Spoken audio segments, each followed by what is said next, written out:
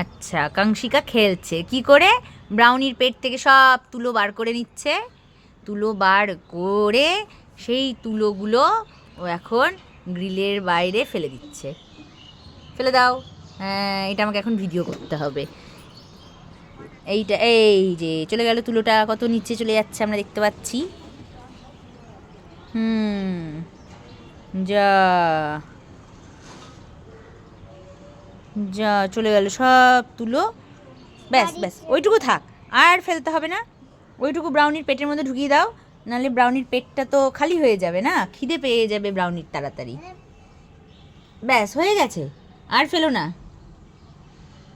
ঢুকিয়ে দাও ব্রাউনির পেটের মধ্যে। ইয়েলো ব্রাউনিটার পেটে ঢুকিয়ে দাও ওটা।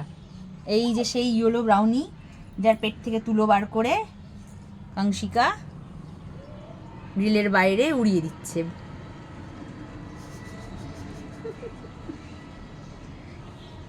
একটু তাকাও, বলো আমি সব ব্রাউনির পেট থেকে তুলো বের করে ফেলে দিলাম।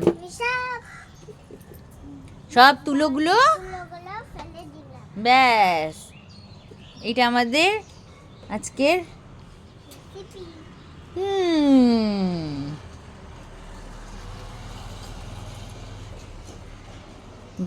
ব্রাউনির পেটের তুলো সব নিচে যাচ্ছে।